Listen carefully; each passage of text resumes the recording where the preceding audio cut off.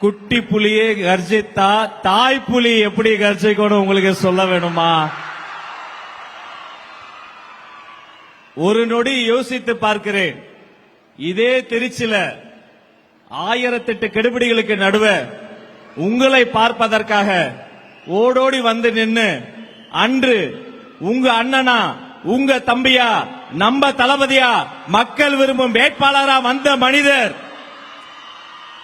எடுத்த சபதம் முடித்து, இது பதவி கிடையாது, பொறுப்பு. பொறுப்புக்கு வந்த ஒவ்வொரு நாளும் தாய்மார்களுக்கும் தமிழுக்கும் முதலிடம் கொடுத்து இதோ உங்கள் முன்னால் உரையாற்ற வருகிறார் மாண்புமிகு தமிழ்நாடு முதலமைச்சர் அண்ணன் தளபதி சி ஜோசப் விஜய் அவர்கள்.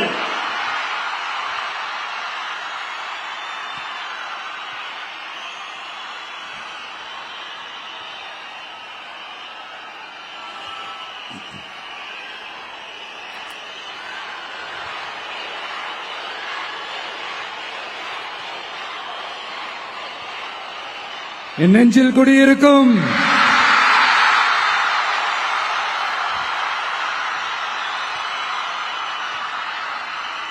தமிழக மக்கள் உங்கள் அனைவருக்கும் என்னுடைய வணக்கமும் என்னுடைய நன்றிகளும். குறிப்பா திருச்சி கிழக்கு தொகுதி மக்கள் உங்கள் அனைவருக்கும்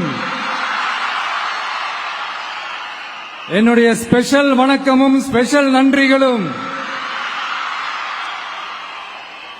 இதை நான் ஏன் இப்படி சொல்றேன்னா, என்ன இப்போ பெரம்பூர் தொகுதி எம்எல்ஏன்னு தான் சொல்லுவாங்க.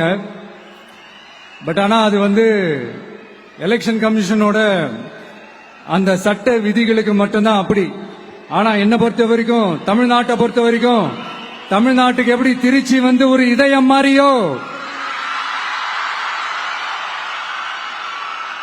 அந்த மாதிரி என்னோட இதயத்துக்கு திருச்சி கிழக்கு தொகுதி மக்களும் ரொம்ப ரொம்ப ரொம்ப க்ளோஸ் தான்.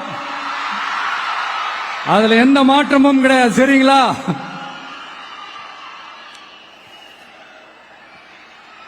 ஆட்சிக்கு சில வாரங்கள் கூட ஆகல. 6 மாசம் அமைதியா இருப்போம்னு சொன்னவங்களாம் 6 நாள் கூட அமைதியா இருக்க முடியல.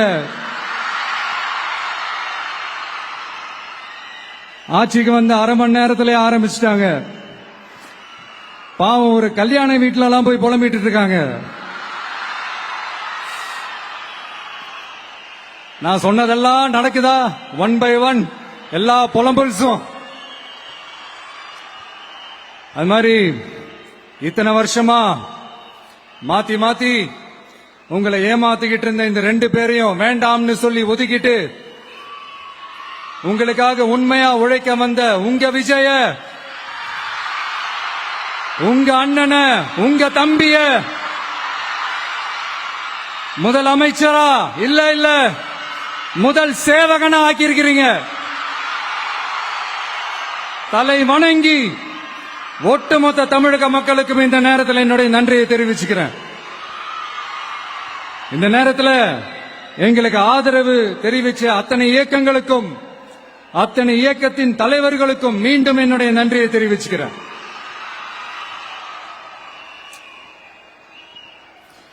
புரட்சி தலைவர் எம்ஜிஆர் அவர்களுடைய முதல் தேர்தலில் கூட இந்த அளவுக்கு ஒரு ஓட் பர்சன்டேஜ் வாங்கல அப்படின்ட்டு நிறைய பேர் சொன்னாங்க. ஆனா நீங்க டிவி கேட்க அவ்வளவு நீங்க ஆதரிச்சிருக்கிறீங்க.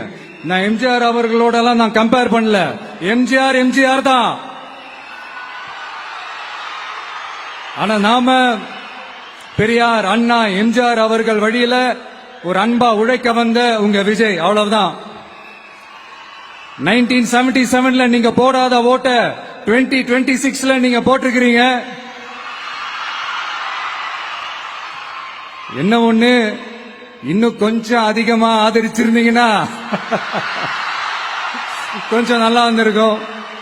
பட் பரவாயில்ல, ஃபியூச்சர்ல வரப்போற எல்லா தேர்தலையும் உங்களுடைய முழு சப்போர்ட் என்னால வாங்க முடியும்ன்ற அந்த ஒரு நம்பிக்கை இப்போ என் மனசுல ரொம்ப ஆழமா பதிஞ்சிருக்கு. ஏன்னா நீங்க அமைச்சு கொடுத்திருக்கிற இந்த ஆட்சியில எல்லா நன்மைகளையும் நீங்க கண்கூடா பார்க்க தான் போறீங்க அப்படின்ற அந்த கான்பிடன்ஸும் இப்ப என் மனசுல ரொம்ப ஆழமா பதிஞ்சிருக்கு. யார் எந்த நிலைமைக்கு எந்த பொசிஷன்ல போனாலும் இந்த கிண்டலும் கேலியுமா பேசுறது இருக்கத்தானே செய்யும். நம்மளை பத்தி, நம்ம அரசியலை பத்தி, நம்ம பேச்சை பத்தி இந்த கிண்டலும் கேலியுமா பேசிட்டு தானே இருப்பாங்க. அவங்க எல்லாருக்குமே என் சைட்ல இருந்து ஒரே ஒரு ரிக்வெஸ்ட், தயவு செஞ்சு நிப்பாட்டிடாதீங்க. தயவு செஞ்சு கண்டினியூ பண்ணுங்க. நீங்க தான் என்னோட எனர்ஜி ஃபோர்ஸ். நீங்க பேசிக்கிட்டே இருங்க, பேசிக்கிட்டே இருங்க, பேசிக்கிட்டே இருங்க. நான் மக்களுக்கு தேவையான நல்லதை செஞ்சுக்கிட்டே இருக்கேன், செஞ்சுக்கிட்டே இருக்கேன், செஞ்சுக்கிட்டே இருப்பேன். அடுத்து இப்ப நம்ம புதுசா அந்த சூட் எல்லாம் போட்டு வரோம்ல, அத பத்தி கூட நிறைய பேரு, ஏன் நாமெல்லாம் கோட் சூட் எல்லாம் போடக்கூடாதா? அதிகாரம் செய்யறவங்களும் ஆதிக்க சக்திகளும் மட்டும்தான் கோட் சூட் எல்லாம் போடணுமா என்ன? அப்பெல்லாம் எதுவுமே கிடையாது. நான் என்ன கலர் கலராவா போட்டு வரேன்? ரெண்டே கலர், நம்ம எல்லாரும் மனசு மாதிரியே பிளாக் அண்ட் ஒயிட்.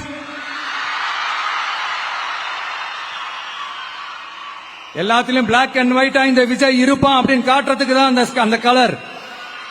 அடுத்து அந்த பிளாக் கூட யாரை குறிக்கும், எதை குறிக்கும்ன்றது நான் சொல்லிதான் தெரியணும்னு அவசியம் இல்லை, அது உங்களுக்கே நல்லா தெரியும். எல்லாத்துக்கும் இப்படி வழக்கம் சொல்லிக்கிட்டு நச நசன் பேசுற டைப்பும் நம்ம கிடையாது.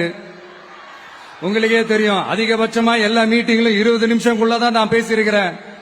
அதனால இப்ப மக்கள் என்கிட்ட என்ன சொல்றாங்க அப்படின்னா, இந்தப்பா விஜய், நீ எங்களுக்காக உழைக்கிறதுக்காக வந்திருக்கிற, அந்த வேலையை மட்டும் பாரு, உன்னை பத்தி பேசுறவங்கள நாங்க பாத்துக்கிறோம்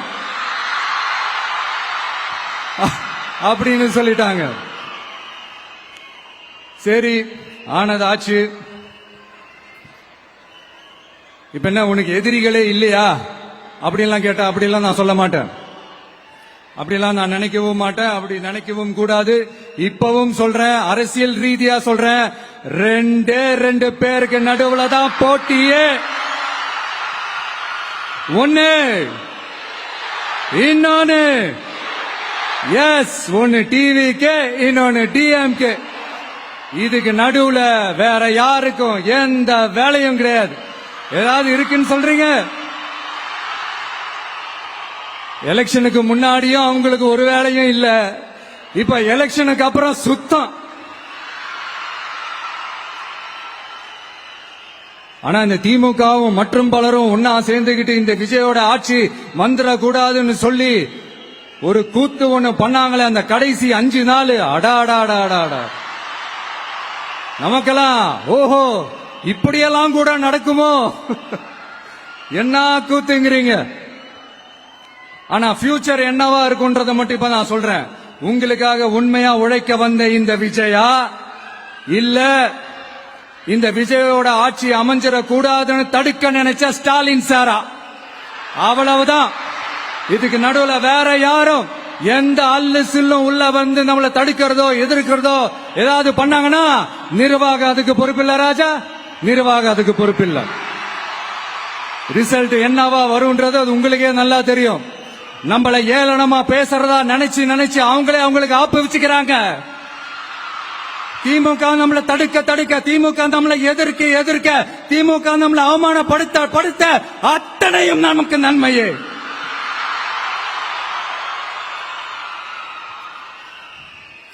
ஒன்னு கவனிச்சிங்களா மக்களே, நம்ம ஆட்சிக்கு வந்ததுக்கு அப்புறம் ஒரு விஷயம் ஒண்ணு நடந்துகிட்டு இருக்கு. இது இந்த ஜென்சி தலைமுறையை அட்ராக்ட் பண்றதுக்காக இங்கிலீஷ் தமிழ் கலந்த அறிக்கை, அது சொல்ல வந்த நினைச்சீங்களா? அந்த காமெடி எல்லாம் கிடையாது. அடுத்து இந்த ரியாலிட்டியை மறந்துட்டு இந்த ரீல்ஸ் போடுறது, அது சொல்ல வந்தீங்களா? அந்த காமெடியும் கிடையாது. இது சீரியஸா ஒரு விஷயம் நடந்துகிட்டு இருக்கு. முன்னெல்லாம் சட்டசபையில யார் பேசினா நமக்கு என்ன, யார் அடிச்சுக்கிட்டா நமக்கு என்னன்னு இருந்த கூட்டம்லாம் இப்ப சட்டசபையில என்ன நடக்குது, என்ன பேசிக்கிறாங்கன்றது ரொம்ப உன்னிப்பா கவனிக்கிறாங்க. கவனிச்சிங்களா? திமுக ஸ்டைலே சொல்லணும்னா ரீல்ஸ் போட்ட கூட்டம்லாம் இப்ப நியூஸ் பாத்துக்கிட்டு இருக்கிறாங்க. அதுல நமக்கு சந்தோஷம் தான், பெருமை தான். நம்மளுடைய யங்ஸ்டர்ஸ், நம்ம பெண்கள் எல்லாம் அந்த அரசியல் என்னன்னு தெரிஞ்சுக்கணும், அந்த அரசியல் என்னன்னு புரிஞ்சுக்கணும்னு அப்படி ஒரு விழிப்புணர்வு ஏற்பட்டிருக்கு. அதுல எங்களுக்கு சந்தோஷம் தான். இதெல்லாம் யாரால நடந்திருக்கின்றது நான் சொல்லிதான் உங்களுக்கு தெரியணும்னு அவசியம் இல்ல, அது உங்களுக்கே நல்லா தெரியும். இப்படிப்பட்ட நம்ம தெய்வங்களை, இப்படிப்பட்ட நம்ம மக்களை தற்குறி தற்குறின்றது இன்னமும் சொல்லிட்டு இருக்கிறாங்க. நான் காஞ்சிபுரத்துல சொன்னதை தான் இங்க நான் திரும்பவும் ரிப்பீட் பண்றேன். நீங்க தற்குறி தற்குறின்னு சொன்னீங்களே, அவங்க தான் உங்களோட அரசியல் வாழ்க்கையே ஒரு கேள்விக்குறி ஆக்கி இருக்கிறாங்க. கேள்விக்குறி ஆக்கிட்டாங்க, இன்னமும் ஆக்க போறாங்க. அன்னைக்கு நான் சொன்னப்போ சிரிச்சவங்க எல்லாம் இன்னைக்கு என்ன பண்ண போறாங்களோ. உண்மையை சொன்னாதான் அந்த கூட்டத்துக்கு கசக்குமே. உண்மையிலே நீங்க மக்கள் மனசை புரிஞ்சு வச்சிருந்தீங்கன்னா நீங்க இப்படி மக்களை தப்பாவே பேசியிருக்க மாட்டீங்க. அது என்ன, அப்புறம் அரசியல் புரிதல் இல்லாம மக்கள் நமக்கு ஓட்டு போட்டுட்டாங்களாம். இந்த கவர்ச்சியில மயங்கி மக்கள் நமக்கு ஓட்டு போட்டுட்டாங்களா. நான் என்ன, சரி விடுங்க.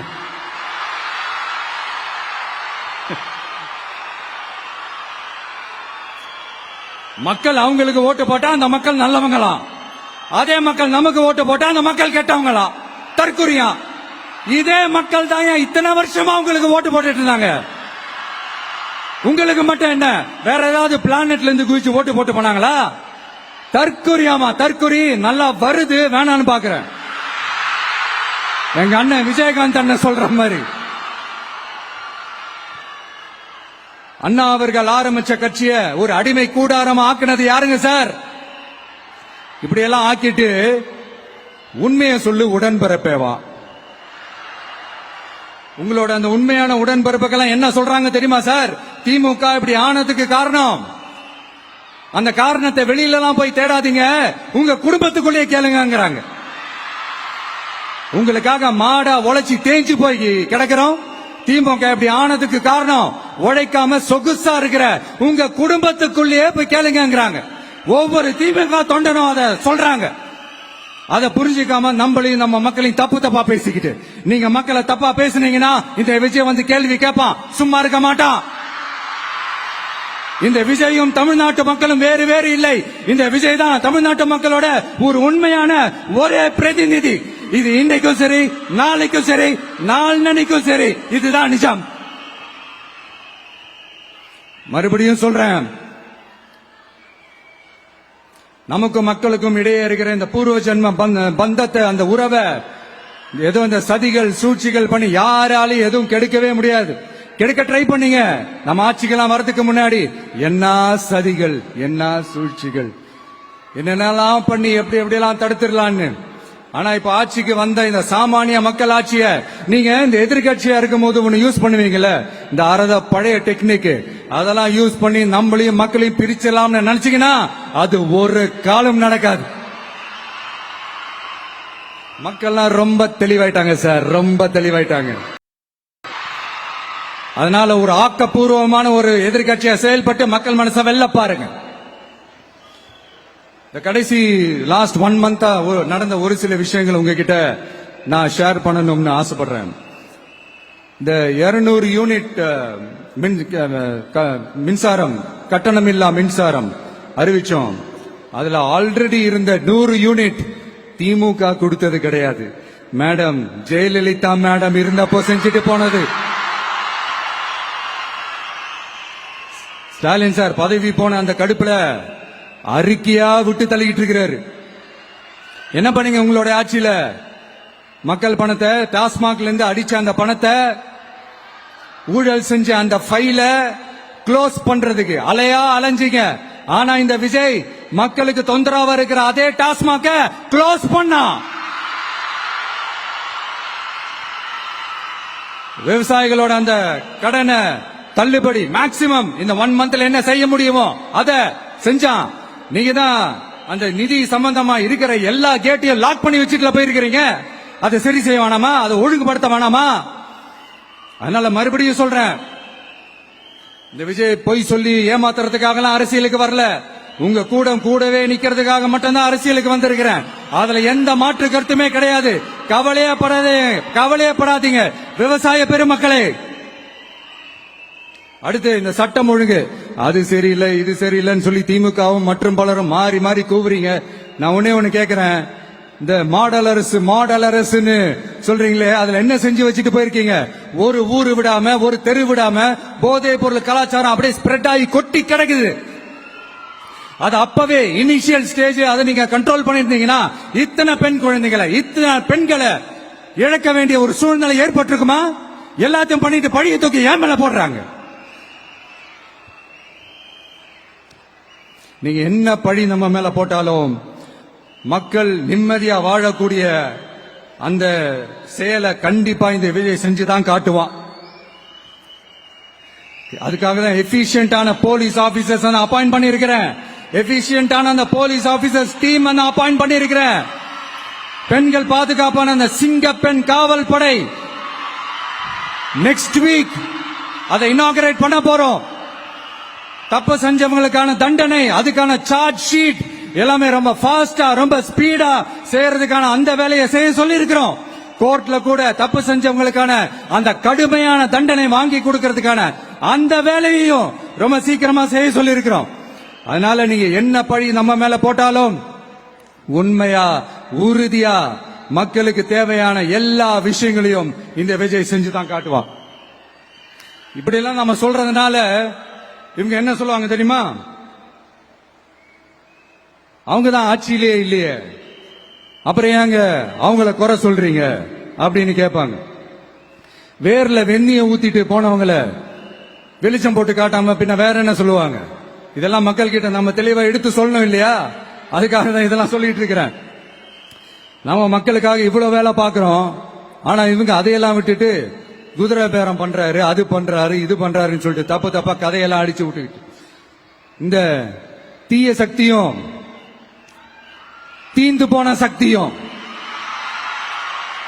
அதாங்க திமுகவும் மற்றும் பலரும் ஒன்னா சேர்ந்துகிட்டு திருட்டுத்தனமா யாருக்கும் தெரியாம ஒரு ஓரமா மூலையில உட்கார்ந்துட்டு பேரம் பேசி கூட்டு சேர்ந்து ஆட்சி அமைச்சு கொள்ளையடிக்க திட்டம் போட்டாங்க. அது ஏன் தெரியுமா? உங்களோட இந்த டிவிக்கு ஆட்சி அமைஞ்சா அவங்க பொழைப்பே போயிடும். அந்த கொள்ளையடிக்கிறது, லஞ்சம், ஊழல் எல்லாமே கத்தம் கத்தம். அதான் இந்த காரணம். அடுத்து ஸ்டாலின் சார், திமுக இப்போ தீய சக்தி மட்டும் இல்ல, மக்களை விட்டு ரொம்ப தூரமா போன தூர சக்தி, ஓர சக்தி, கோர சக்தி, பார சக்தி. நீங்க எப்போ இந்த தீந்து போன சக்தியோட நீங்க கூட்டு சேர்ந்துகிட்டு ஆட்சி அமைக்கணும்னு நினைச்சீங்களோ அப்பவே இந்த திமுக தூர்ந்து போன சக்தியாகவும் ஆயிடுச்சு. நீங்களாம் நம்மளை பத்தி அவதூறு பேசலாமா சார்? இது நியாயமா? மக்களை இவ்வளவு பெரிய மக்கள் சக்தி நம்மளோடு இருக்கும் போது நமக்கு எதுக்கு வேற அரசியல்? எலெக்ஷன்ல 50-60 வருஷமா இருந்த சாதிய உடைச்சிருக்கிறோம், மதத்தை உடைச்சிருக்கிறோம், காசு கொடுத்து ஓட்டு வாங்கறத உடைச்சிருக்கிறோம். நாம எது செஞ்சாலும் கான்ஸ்டிடியூஷன்ல தான் செய்வோம். நாம சிங்கிள் மெஜாரிட்டி வாங்கி இருந்தாலும் நம்மள நம்பி முறையா கூட்டணியில கட்சியில ஆதரிக்க வர்றவங்களை அரவணைச்சு தான் இருப்போம். நான் இப்பவும் மீண்டும் டிக்ளேர் பண்றேன், டிவிகே ஆட்சி எந்த பாகுபாடும் இல்லாம எல்லாருக்குமான ஒரு ஆட்சியா தான் இருக்கும். அதுல எந்த மாற்றமும் கிடையாது. ஸ்டாலின் சார் மாதிரி ஊசலாட்டம் இருக்கவே இருக்காது. மதச்சார்பற்ற கொள்கையில சமரசமே இல்லை. மாநில உரிமைகள்ல விட்டு கொடுக்கவே மாட்டோம். நதி நீர் உரிமைகளை விட்டு கொடுக்கவே மாட்டோம். சமூக நீதி, சம நீதிய, சமத்துவ நீதிய ஒரு நாளும் விட்டு கொடுக்கவே மாட்டோம். அதனால திருச்சி கிழக்கு தொகுதி மக்களே, தமிழ்நாட்டில் இருக்கிற 234 தொகுதியும் நம்ம தொகுதி தான். அதுல எந்த கட்சி ஜெயிச்சிருந்தாலும் அது நம்ம தொகுதி தான். பெரம்பூரா இருக்கட்டும், திருச்சி கிழக்கா இருக்கட்டும், எனக்கு 2 கண்கள் மாதிரி.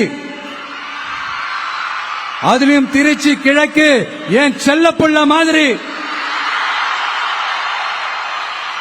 அதனால வரப்போற இடைத்தேர்தல்ல உங்க வீட்டில் இருக்கிற ஒருத்தரை, உங்கள ஒருத்தரை தான் வேட்பாளரா நிக்க வைக்க போறோம்.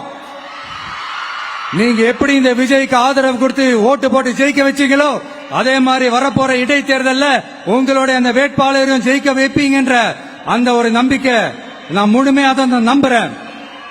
உங்களுக்காக உழைக்க வந்திருக்கிறேன். உங்களுக்காக எல்லா விஷயத்தையும் நான் பார்த்து பார்த்து செய்வேன். ஊழல் இல்லாத, லஞ்சம் இல்லாத ஒரு ஆட்சியை நான் கொடுப்பேன். I understand. ஒரே நாள் அது நடக்காததான், ஒரு மேஜிக் இல்ல. பட் ஒரு நாள் அதை நான் நடக்க வைப்பேன்.